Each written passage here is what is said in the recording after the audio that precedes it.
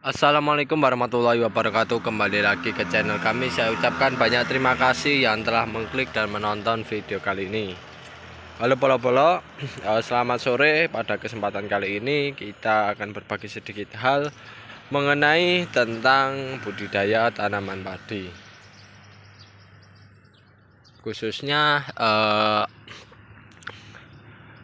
saat musim kemarau ya kan kawan. Jadi dalam membudidayakan padi ya, saat musim kemarau kita sangat perlu sekali namanya air, khusus padi yang membutuhkan banyak air. Ada juga komoditas padi yang tidak terlalu membutuhkan air ya, itu menurut kami ya tidak terlalu masalah. Tapi kalau padi yang modelnya membutuhkan air, nah di saat musim kemarau itu ada permasalahan tersendiri. Nah, seperti yang di depan kami ini, padi yang kami budidayakan adalah padi yang memiliki umur pendek. Yang kedua yaitu adalah padi yang banyak membutuhkan air. Nah, permasalahannya di musim kemarau semacam ini, kondisi padi kita itu mengalami keterhambatan dalam proses pertumbuhannya. Jadi dalam tumbuh dan berkembangnya tanaman padi yang kita budidayakan ini mengalami hambatan, terutama di masa vegetatif. Masa vegetatif merupakan masa yang dimana ada masa pertumbuhan, dimana tanaman padi membentuk daun, batang ya, serta perakarannya di masa itu. Nah, sedangkan kalau di musim kemarau semacam ini, karena keterbatasan air, tanaman ini tidak bisa tumbuh dengan baik ya.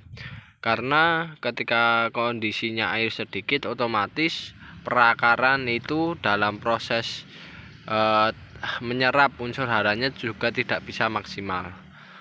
Nah, apalagi ditambah kondisi lahannya, unsur haranya sedikit, nanti tanaman padi mengalami keterhambatan. Ini pun kondisi kering kayak gini sudah mengalami proses keterhambatan ya dalam proses pertumbuhannya.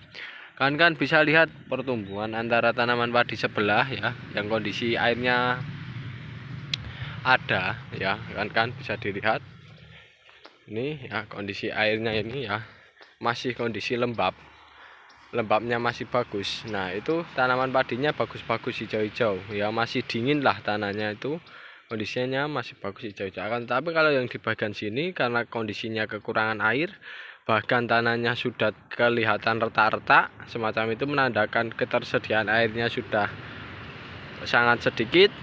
Nah, itu pertumbuhannya mengalami keterlambatan.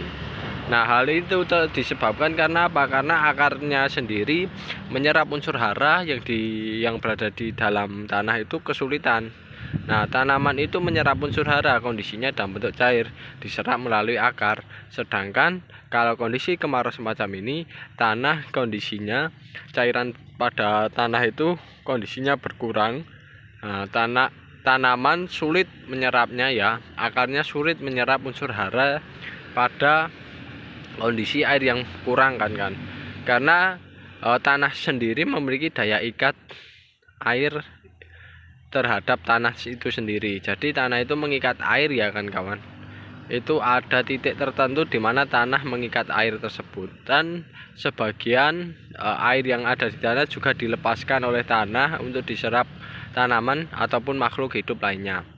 Nah, hal inilah yang menjadikan ketika musim kemarau pertumbuhannya agak melambat, itu disebabkan itu airnya berkurang kan ya. Kekurangan air menjadikan pertumbuhan melambat. Apalagi tanaman yang modelnya tak kayak padi ini, proses melakukan pembuatan makanannya dengan fotosintesis, otomatis transpirasi ya itu juga berlangsung secara terus menerus.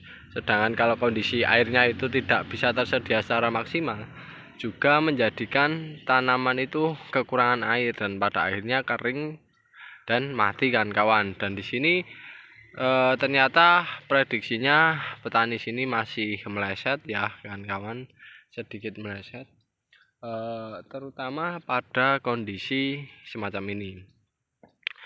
karena di sini airnya sangat sulit, dan ini kemarin upaya yang kita lakukan dalam mengatasi hal semacam itu dengan cara melakukan proses lep atau proses penggenangan air ya, dengan menggunakan bantuan mesin diesel, dan diperoleh airnya dari sumur bor yang berada di sekitaran sini.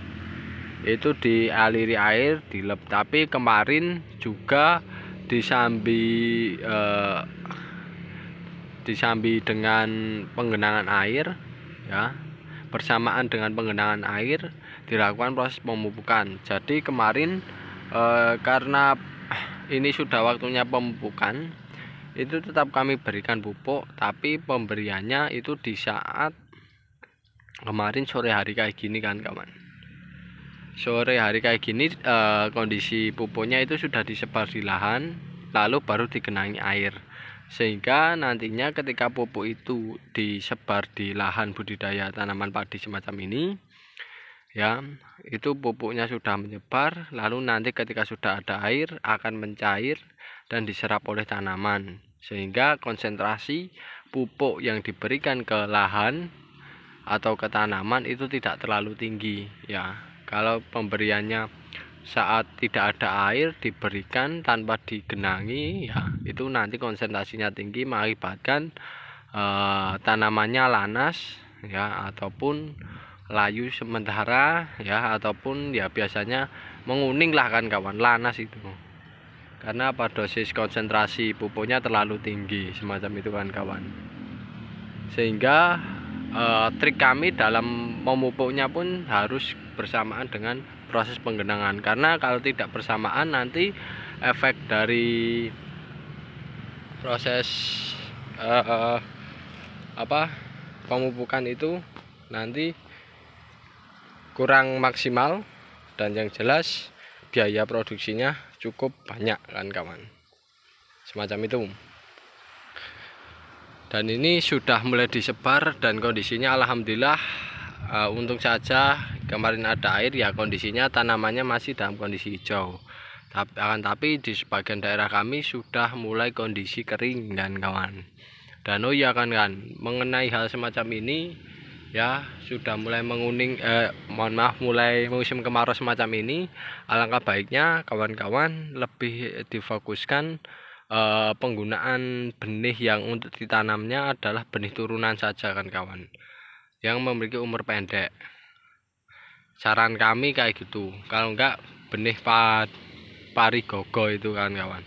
Tapi kalau di daerah kami parigogo itu sulit ya, benihnya enggak ada. Nah kami menggunakan benih yang umur pendek, dan kami saranin yaitu benih yang digunakan adalah benih turunan hasil panen sendiri. Jadi kami menyarankan hal semacam itu karena apa? Karena nantinya kalau suatu saat ini mengalami kegagalan, itu tidak rugi kan kawan, tidak rugi dalam penggunaan benihnya.